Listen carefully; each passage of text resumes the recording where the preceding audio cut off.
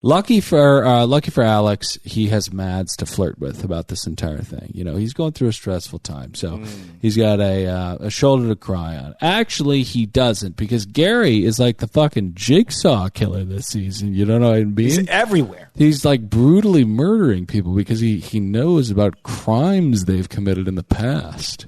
So Gary sees that Want Mads to play a game? Gary sees No. No, why did you ask it like that? I don't, sir. It's Sir being the most terrifying little puppet I've ever seen. Get out of here. Okay, sorry.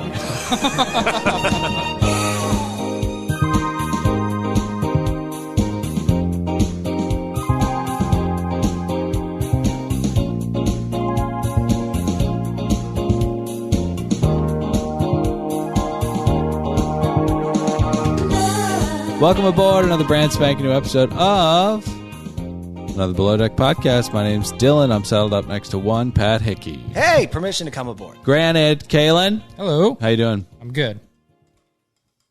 How long have we been going?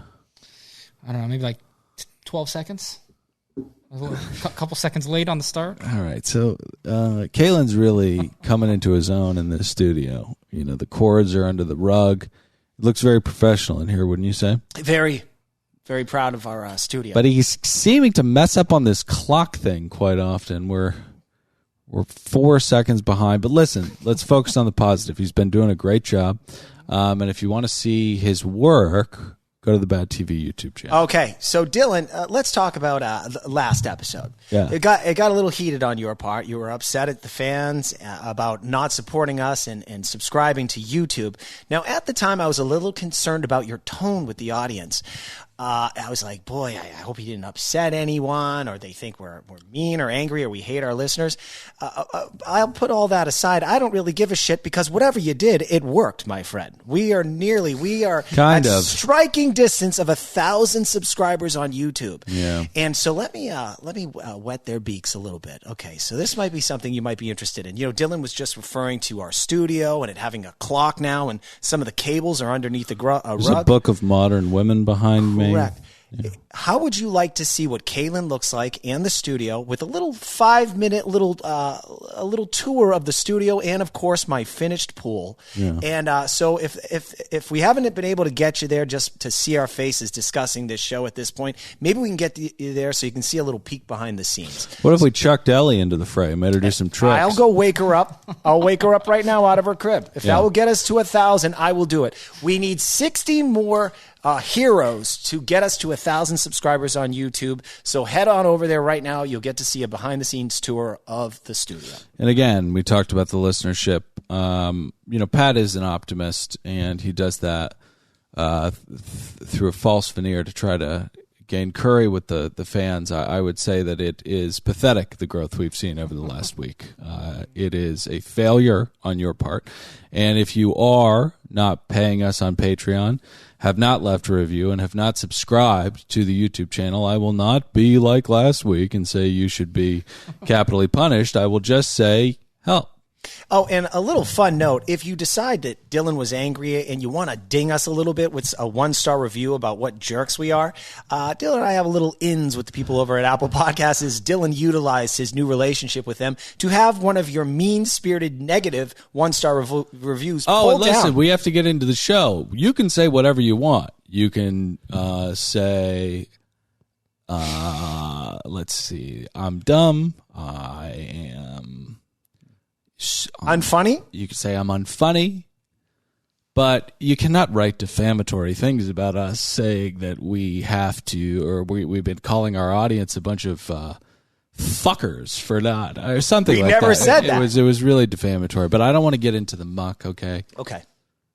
We have a great episode of Below Deck to get into. And that's what we're going to do right now. I think we should start off by asking Kaylin what his pots are. Thoughts and nuts. What'd you think of the episode, Kaylin? I thought it was rather boring for the most part, but I did think that it ended quite well. I thought that brought it back a little bit. I'll give it 13 knots. I thought he was going to be more optimistic. Wow, I couldn't disagree more, but Dylan, why don't I hand it off to you. Why don't I hand it right back? Fine. I thought this was an amazing episode. This was like one of those episodes that is like working its way up to that crest of like the end of the season. Right. I mean, it had bad everything. Take, Kalen. Really shitty take. I'm bored. Okay. Let's talk about an exercise on this show that is typically pointless 5 minutes of television. That's parking the damn boat. Yeah. What a harrowing parking of that boat. Yeah. In past episodes, you had that lead character yelling like a goddamn toddler that wants more pudding, like, get out of my way! Not Glenn. Yeah. Measured. That parking that boat. That was a great toddler impression. That was like trying to fit in those pair of jeans that you wore in years when you were much younger. And now it looks... I haven't fit into these since grade 11. And you squeeze into them, but your balls are being squished. That was Maybe my because Jordan it's Peterson age impression. or your balls have gotten bigger, as it apt to do for men of a certain age. Why are you talking about balls right now? Did you know that balls, it's like a ball camel toe? That's what this parking of the boat was. He got it in there, but it was so tight. It had camel toe. We talked about it before. Men of a certain age can shit on their balls. Mm-hmm. I'm not done. Yeah. Gary, our resident sex addict. Boy, a true testament to a sex addict and their resolve. It finally worked for this son of a bitch. Yeah. What? Interesting. He got Mads to come to him and crawl in his bed. Yeah, she was disgusted by him most of this episode and several of the past episodes, yet she came crawling to our resident sex addict's bunk. Right. And then finally, the episode crested with the Colin Daisy hookup. A long time coming, 3 seasons of sexual tension, finally getting there, and then Colin telling poor Mads, actually ordering her to go fuck Gary and get out of it. Sure. Wonderful episode. Kaylin, you're so wrong. 90 knots. I like the ending. Yeah, so we did have the end of this episode was kind of like a Scooby-Doo hallway of sea rat sex. You know what I mean? Mm-hmm. But tonight, sadly, we found out how Bravo's public relations department uses us as their own weapon. Oh, right. Forgot about that. We were given an interview with Chase. Great guy. Took the punches. Said he got a sailboat. I said, that sounds exhausting. He wasn't offended. We've mocked him in the past. He was a great sport about the entire thing. What did our fans say? They Best turned on him. C-Rad interview ever. Yeah. Nicest guy. Need this guy on your team. And what does he do tonight? Well, he perpetuated a stereotype of Americans, of being loud, obnoxious, and gross. Thank you. Bad outing from Chase and a bad outing from Gary. Dare I say, we're getting 2 creeps at the core of this episode. But, like I said, the season is humming. And listen, Chase was, Chase, you know, I mean, you were a nice guy when we talked to you about it. Hey, Dylan, do you want to be judged on your worst day? Am I right? Well, it was probably last week. Yeah, I mean. Forgive and forget. You know what I mean? Well, I mean. Hey, Chase, don't do that anymore. You can't be telling a girl that you want to. You can't sexually harass people that you work with, Chase. I mean, that's just fucking out of bounds. Yeah. Come on, man. Come on, man. 80 pots. So let's sail. Yes. We pick up sailing. Yeah, no. We start the episode sailing, but I thought it would be like a fun kind of thing to say, like getting into the episode, moving forward. You know what I mean? Because obviously... Go ahead. Well, I was going to say Colin is in that engine room, and, you know, they are sailing, and Colin radios up to Captain Glenn, and he says, and I quote, "Everything is amazing." Yeah. Well, there was smoke coming out of the rear of the boat 10 minutes ago, so why don't we just say that we achieved not burning anybody alive at the moment? Well, you know how I was saying that let's sail thing I was going to do every episode moving forward would be like kind of a super fun thing? Mm-hmm. Sailing is not. Not at all, Dylan. Sailing is not badass, contrary to Jim. It's pure horror. There are knives and dough and blood everywhere, and Jim and the gang are just looking at the sun. You know, the people that watch this show know that Glenn is getting his yayas out until he can end another charter season. Now, Parsifal, Glenn says, has been giving them a run for their money, which is quite euphemistic language to use, because you've brought it up in the past. Run for their money kind of also means like a possible like a death vehicle for a lot of the paying guests. You know what I mean? Like you've been saying that, like, let's say hypothetically speaking, they get stuck in between 3 concurrent sets of waves that all converge in one moment. The perfect storm. Yes. What happens if the engine is on the fritz?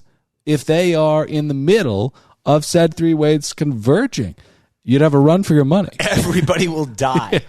Yeah, Glenn, not to be a dick to you, but you do note that this is the biggest problem, or the most problems you've had in 30 years of chartering or whatever. Maybe it might have something to do with a very busy schedule hawking salami. I just want to say a little less safety checks, a lot more. Hey, there's some salami you should buy. Glenn, the two things go hand in hand. Yeah. Dereliction of duty, sir. You're going to get people killed. Right. There's an obsession with the work of DoorDash and slaughtering whores. It takes up a lot of your mental space. And I didn't mean to use that word. Sex work is real work. Kaylin, can you please write down "Run for Their Money" as a title, possibly, for the episode? You know what I was thinking about, Glenn? And, you know, obviously he does kill people. Not to get ahead of myself, but when Alicia was vomiting in the toilet and she headed back to that boat, I was like... We all had the same note. She's going to walk in there and he's going to be having like a duffel bag and he's putting a head in it. And she walks in and is like, Captain Glenn? And what happens to Is that a head? What happens to Alicia? He said, no, it's a bowling ball. He said it's a bowling ball and she buys it. Right. Who would have a bowling ball on a yacht? Well, now there's a little bit of an issue with this hypothetical. Obviously, I felt the same way, as did many of our fans. When Alicia left to go home, our fans probably were watching, thinking, oh no, she's going to go back to horror again. Glenn is very, very careful with his work. He usually processes off-site. Mm-hmm. You don't want to shit where you eat or process bodies where you eat. But every once in a while, he does have to bring back perhaps a limb that did not corrode properly and dispose of it. You know, in this case, it's a head. In this case, it's a head. It could have been really bad. But we plan a talent show. Mm-hmm. And not to be a cynic or anything, but they cut to last year's with the said context of how are we going to top this? And they cut to it. It is Colin doing a Bad to the Bone cover and Gary taking off his shirt. Well, let's paint a picture with Gary taking off his shirt. It was fresh off a cig break. Right. And it was he was exposing his sun-ravaged chest reading, "Thank you for a great charter." How are we going to top that? No idea. How are we possibly going to top that? There's some odd to Daisy and Colin. You feel the sexual chemistry brewing. The breadcrumbs are a little too loud, I would say, which begs the question, were they porking before the charter? I don't have a crystal ball, but I'm going to say 100%. Probably. So Daisy says she is a very talentless person, which is obvious because she's a sea rat. Too mean? Not at all. I'm kidding, Daisy. You're very talented. The jig was beautiful. Absolutely. It was the best part of the whole show. And what is talent? Go ahead. Well, I had this funny thought of like America's Got Talent, and, you know, like Simon Cowell's there with like Elle McPherson and Howie Mandel or something, and Gary walks out on a stool and he just lights up a cigarette. Yeah. And Simon Cowell's like, what is your talent? Well, no. He's like, I'm smoking a cig. So this is what happens, right? So he's on stage, and he comes out there, and he's fucking sunburnt to smithereens, peeling. And he lights up a cigarette, and people are confused. Simon hits the buzzer. He's not going through in Simon's book. But Howie and the rest of the gang say, wait, what if there's more? And all of a sudden, broken women start walking on stage. And just kind of stand next to the stool. They bypass security. It was a very odd thing. And they all buzz no too, but they're very confused about what they saw. All right, so the meanwhile continues. Yeah. The guests walk around like bored zombies. Don't book these charters. There's a lot of stuff in the beginning of the episode, to Kaylin's credit. But then we get some real juice, some real tea, some real meat. So the meanwhile continues. Chase and Alex, the feud begins. Lucky talks about making her boobs move one at a time, and they rehearse their jig. Now we cut to a woman named Marnie getting on an e-foil. And this is when I'm realizing I don't want overly nice guests on long charters. Things are going too good.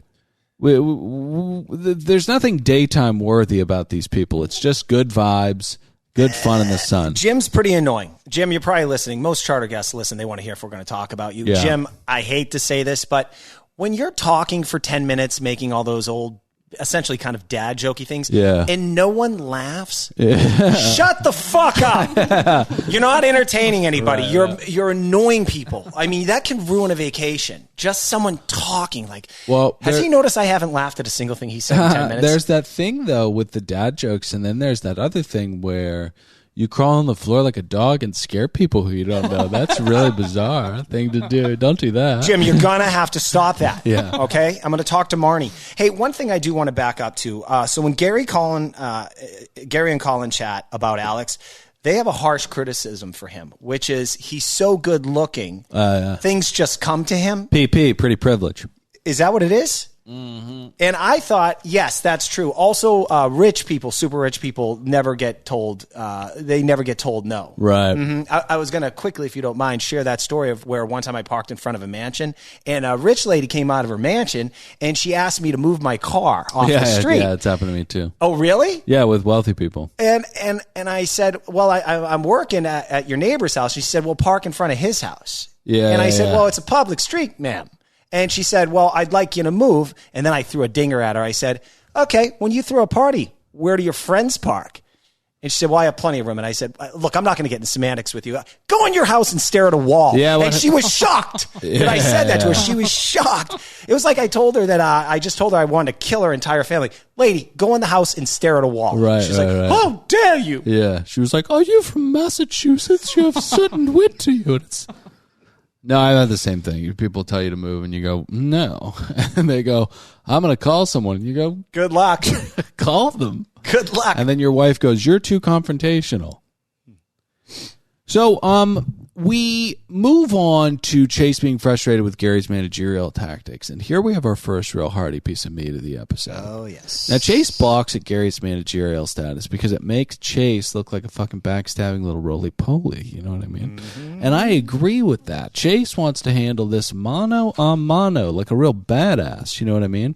Well, Clint Eastwood on the porch saying to the Mungs to get away from his private property. You know what I mean? Mm-hmm.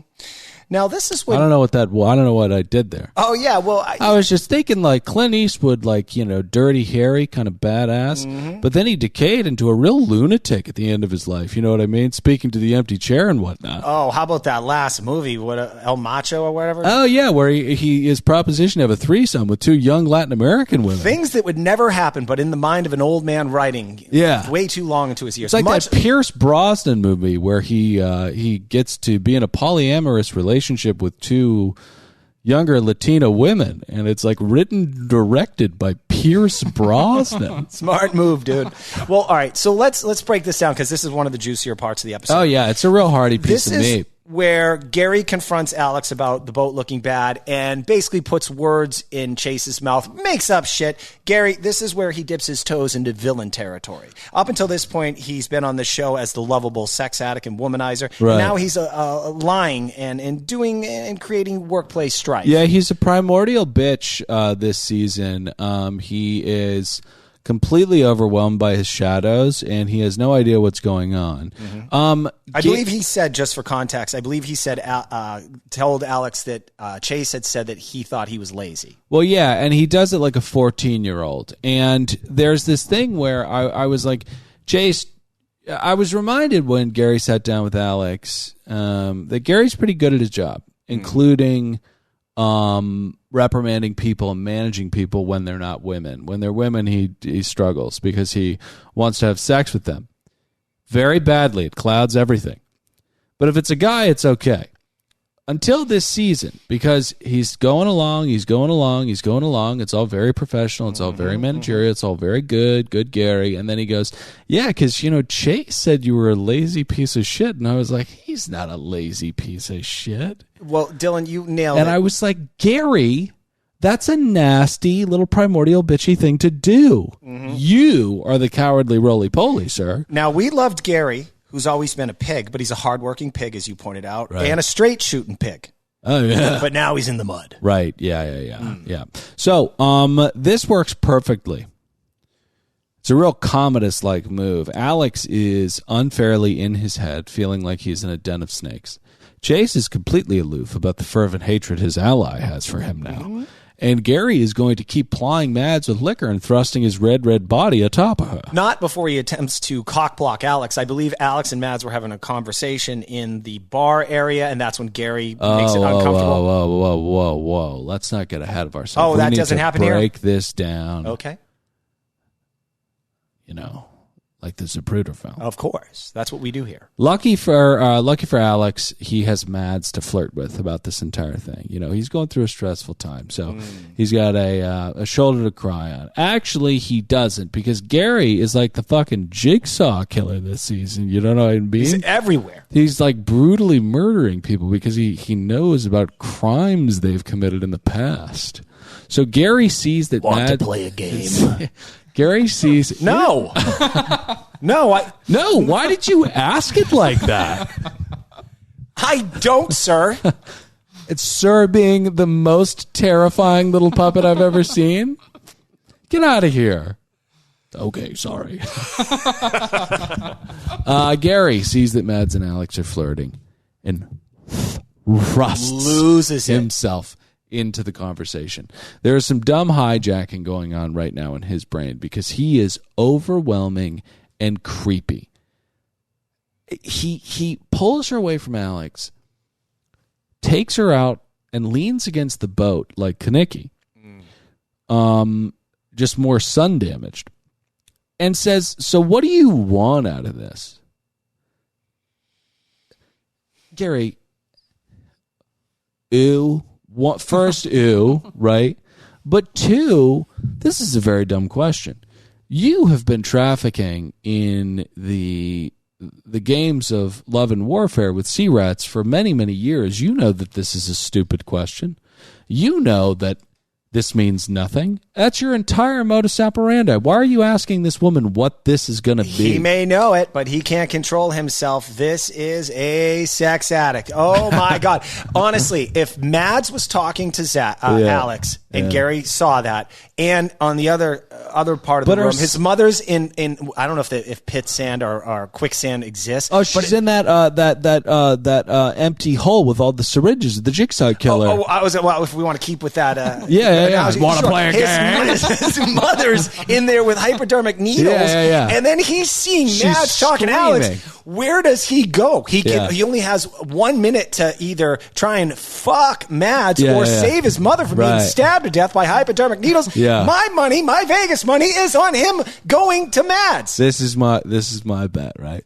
So he goes to Mads and he had sex with her, and it takes like 15 minutes. Mom's dead by her own inertia. She's swimming to try to get out. That's what's so insidious about that trap. And Gary says in a crestfallen OTF, I thought I could do both. He really thought he could have sex with You can only save one person, man. You don't know the rules of the game. Theory.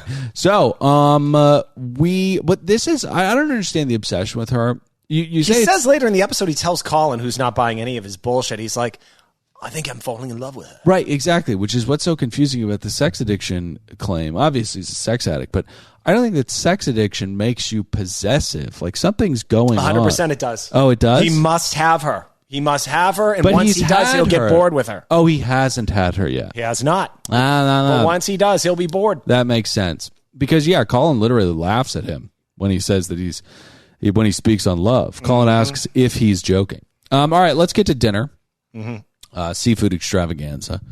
Common thing aboard this vessel. because people equate seafood with wealth. People equate raw bar to wealth. Mm-hmm. And yeah, it can be if it's not crudely defrosted the way it is on Parsifal. You know what I mean? Mm-hmm. No, I'm kidding, Alicia. You probably got fresh scallops. We'll have you on, kid. Kind of. Yeah, we'll have you on right before you try to stab Daisy with a butcher's knife. And you'll be great. All right, so dinner is lobsters with burnt lemon. We get Greek salad. We also have bacon-topped scallops. And the most Yard House... Yard House now. Of Southern California. Of all of the dishes, lobster mac and cheese with truffle oil. That is a sorter. If there was this kind of dystopian sorter of people, the ones that could do good things in the world and the ones that certainly cannot, just ask them if they want the lobster mac and cheese with truffle oil or not. And then a trapdoor opens. Now, Tim Dillon did the funniest rant on Yard House because Yard House is a very, very specific restaurant. Oh, yeah. Have you ever been to a Yard House, Caleb? I don't think so. Okay, well, Tim Dillon was talking about how it's food you've heard of. It's just like spicy tuna tacos, corn dogs, cheeseburgers. I'm going to stop talking about it because, again, it's micro-regional, and we don't need to talk about it. I thought it was a great dinner, though. Oh, you did? How many pots you give it? 4. Nice. So let's get to the talent show. Glenn tells a joke, and the proceedings begin. The joke was great. I do want to point out, Chase starts out, he tries to set, what is it? People's perception, not perception, they're... who gives a shit? Chase lets us know he can't juggle and he can't sing, but he can sure lay some goddamn pipe. His words. Chase, you're being a lot tonight, man. I heard he's the only person to survive the Saigon side splitter. No. We paid him too much last week to edit that. I don't want to get into that. It's killed like 8 people.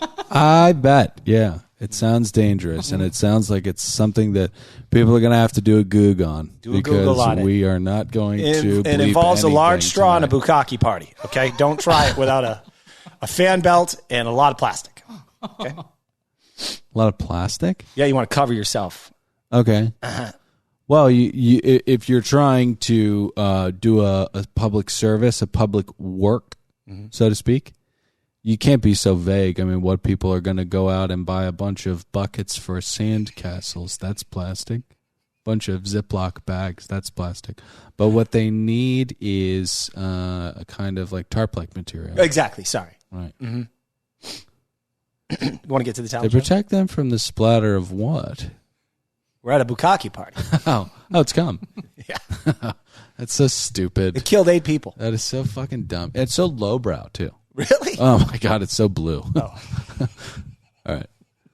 So the Sea Rats dance, it's a very fun-natured event because Jim Jim's the best. Mm-hmm. I will say, though, quite a lot of, what do you call them, vignettes? It was a very long talent show. Yeah, that was the only bad part of the episode, actually, I think. A little too much time planning it, being nervous about it, it happening. Yeah. Mm-hmm. Daisy says Colin's very cute. Enough with the breadcrumbs, Bravo. I mean, my God. Mm-hmm. Mm-hmm. Come on. All right, we got to get to the next day. Next day. So Alex did not stop moving all night, and it's drop-off day. And this is when Jim hits the deck for a little dog crawl. A cute little old man dog crawl where you go around the back of the bar and you scare 2 young women who are working in miniskirts. I want to let the audience know, in our current climate, if Jim did any of this bullshit where he wasn't paying people, he'd be fired from his job. You can't do that. He rubbed Lucky's feet. Yeah. You can't do that. Yeah. Unless you're paying someone. Right. And you can't scare 2 people. Right. You give someone a goddamn heart attack. Yeah. Jim drives me nuts. Yeah. You know when you're driving to, San Bernardino? Mm-hmm. You see 15 billboards that could sue Jim for that kind of thing. You know what I mean? Mm-hmm. And I know I shouldn't continue down the micro-regional path, but I got to say, on our way to that shithole Big Bear a couple weeks ago, we had to pass through San Bernardino. One of the most disgusting places in the continental United States. It's capital of crystal meth, Dylan. It is a horror show. You pull off the freeway, and there is not an encampment, but a city. A city of zombies, and then you go into a Wendy's because you have to go to a bathroom. First, you go into the CVS and ask if you can use the bathroom. They say, we don't have a bathroom anymore. I go, okay, I understand. You drive across to the Wendy's. They have a security code that must be administered by a manager because, Dylan, I think this thing I'm about to say might say it all about San Bernardino in your perception. Breaking Bad was supposed to take place in San Bernardino, but the tax loopholes weren't as wide as New Mexico. Right. Yeah, that's where it was supposed to take place. Yeah. Mm-hmm. This guy wouldn't let me in. I was trying to merge, and I was like, I better not do what I'd usually do. All right. So, anyways, Sea-Dog and Gary have a little chat. Anything on this? This is where he laughs at him, I think. Yeah, he laughs at it, and he says he's a stage 5 clinger. All right, let's get to a tight fit. And by tight fit, we saw the overhead. I would say physical impossibility. Mm-hmm. The only reason why this docking was good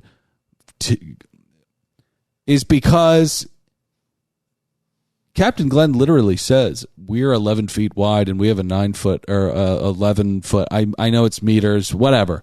We're 11, it's 9. Mm-hmm. That means something has to go wrong. At the very least, we're going to see something go wrong. And we kind of did. We saw little scrapies, but that's why you have the boat pillows.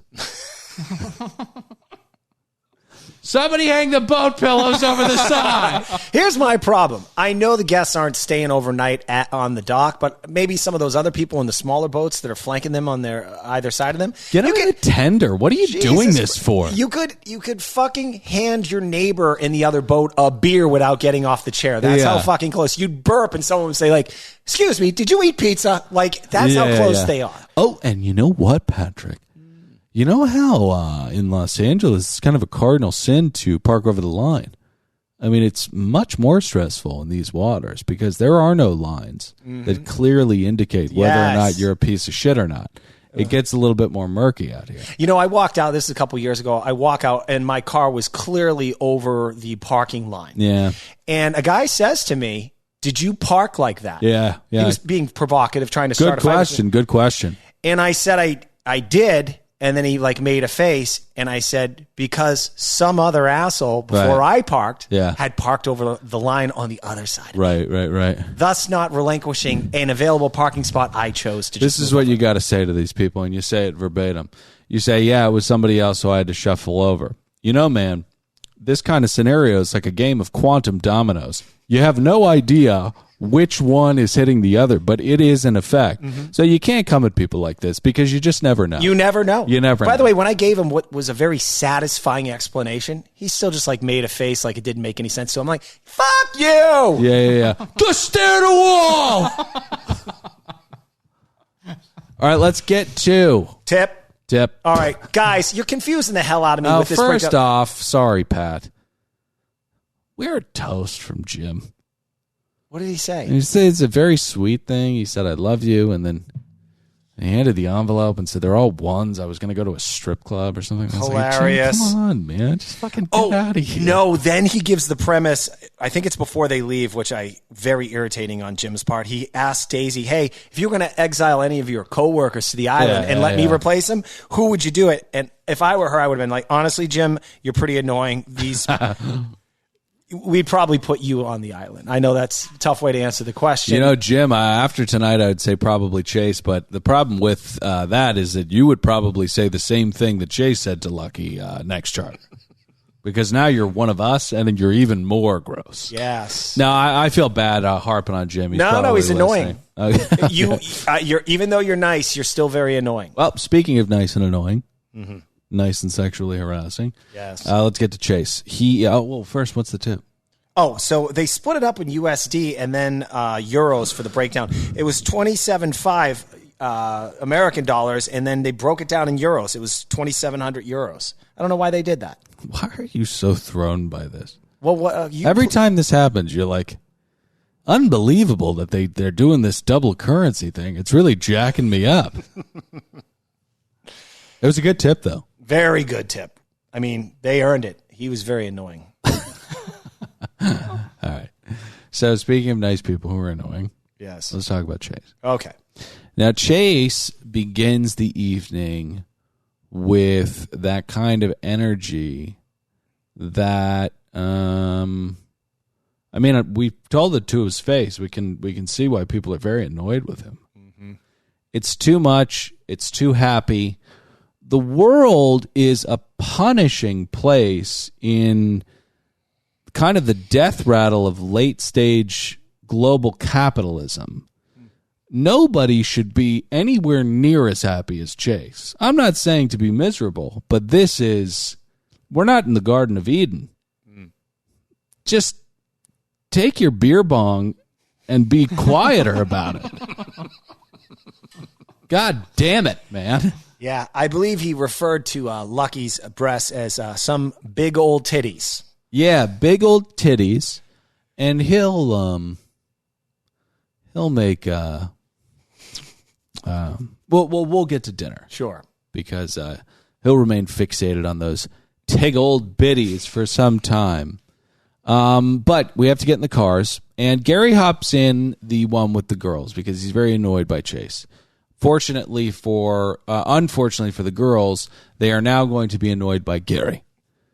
And Gary does just that. Pat, what does he say to the girls? Well, I think he tells them what the other guys think about each one of them individually as far as their attraction level. Right. Yeah. I think he thinks Daisy's a pain in the ass. I think Alicia has a boyfriend, and I think he calls someone ugly or looks like a man. What's he say to Lucky? Yeah. He tells Daisy. Sorry, I was in my head a little bit, and I was thinking about shitting on you for how bad of a job that you did. I didn't take notes on that. Mm-hmm. But I didn't. I just said Gary's being a dick. Okay. But yeah, no. He says that he's very, very eloquent. He says that everybody wants to fuck Daisy, but they're too scared of her. He says that Lucky's like,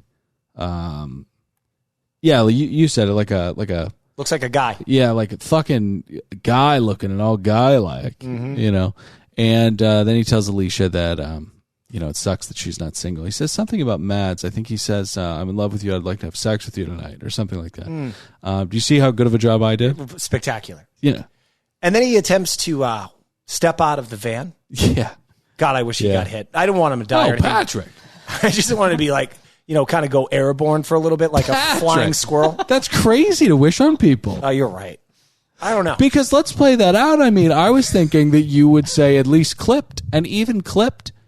If you're clipped at 25 miles an hour, let's say in the forearm, you've got a compound fracture. Not only that, you lose your shoes. Isn't that weird when someone's thrown from a vehicle and they find the body, like, oh, his shoes are over there. They're not on his feet? No, they're like a mile away. Yeah, it's crazy. How's that happen? Yeah.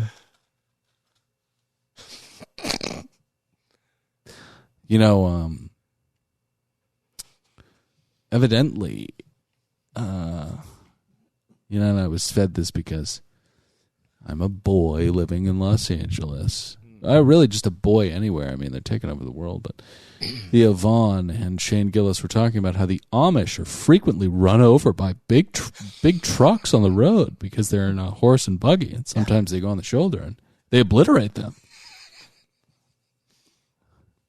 Very sad. Yeah. Even the horse's shoes, I bet, come off. And those are nailed in. Oh, my God.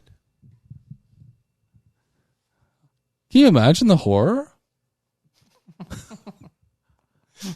Truck driver's like, I don't think I won't do this anymore. And then not that all truck drivers sound like that. I think I found no, it's a hoof. It's a hoof. Found a hoof. It's a large puck of bone over here. All right. We have to get into the fucking show. Oh. All right. Sorry. So that was my fault. All right. We get to dinner. Alicia vomits. And she heads back. And yeah, we joke that the things that she could witness. Although I would say, given the careful practice of Glenn, the likelihood of her stumbling into something Sweeney Todd-like. Can you imagine Glenn's in a wig when he does it? But if it was Lee, she would probably walk into some pretty horrific stuff too. Yeah. You know, he's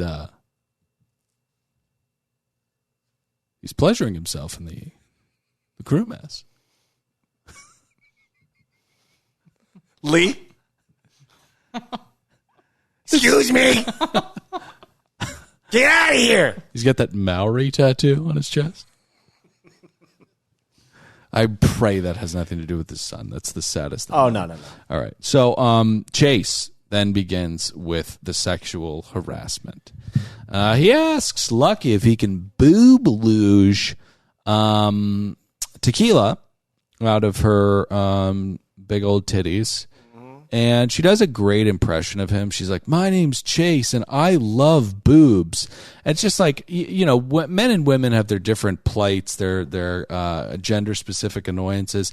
But at the top of the list, I'm just very grateful that we're not accosted by annoying, horny guys. It just must be such an annoying, uncomfortable thing to go through. You know, I will say this. It does happen from the opposite sex. When I was a younger man, I didn't know I was being sexually harassed. When I worked on the set of Ally McBeal, there were a makeup artist and a hair person. They were probably 40, and they used to like grab my ass and stuff. Yeah. I didn't know what to do. Yeah. Kaylin. Is that right? Well, I mean, I was okay with it, but sort of. There you go. Should we cut it? I don't know.